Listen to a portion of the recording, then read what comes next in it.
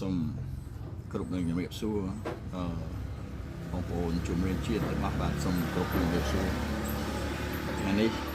ខ្ញុំចង់លើកពីទស្សនៈសម្រាប់អ្នកដែលធ្វើនយោបាយយើងដឹងស្រាប់ថាកិច្ចការនយោបាយវាជារឿងមួយដែលទាមទារទៅរកមនុស្សដែលមានចិត្តស្មោះត្រង់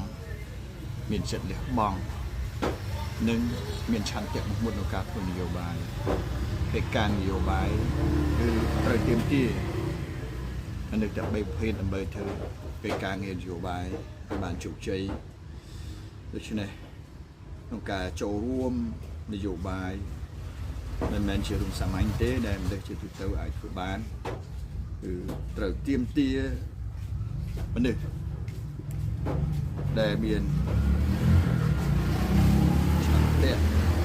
នៃការតាំងចិត្តទើបយើងអាចដាក់ទៅគោលបំណងយើងអាច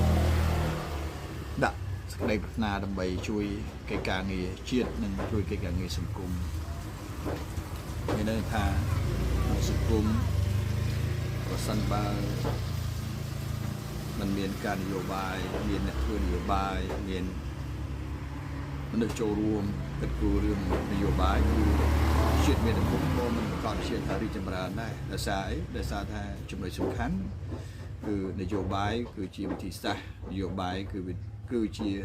អ្វីដែលធ្វើឲ្យការអភិវឌ្ឍនិងការកែប្រែនៅក្នុងសង្គមជាតិយើងទាំងមូល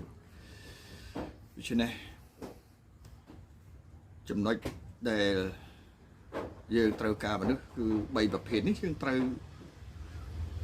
រកមនុស្សណាដែលមានចិត្តដូចគ្នាមានអ្វីៗដូចគ្នាដើម្បីគិតរួមជាតិកត្តាសំខាន់គឺស្វែងរកមនុស្សណាដែលមានចិត្តរឹងមាំបដិញ្ញាការធ្វើកិច្ចការងារនិងការលះបង់ខ្ពស់កិច្ចការនយោបាយគឺសំខាន់ណាស់បើសិនជាយើងធ្វើកិច្ចការងារអីក៏ដោយយើងទាមទារគឺការដាក់ចិត្តហ្នឹងគឺបានន័យថាគឺយើងលះទាំងកម្លាំងកាយកម្លាំងចិត្តកម្លាំងប្រាជ្ញាគឺត្រូវតែដើរទន្ទឹមគ្នាបូករួមជាមួយនឹងការលះបង់សេចក្តីសុខផ្ទាល់ខ្លួនសេចក្តីសុខក្នុង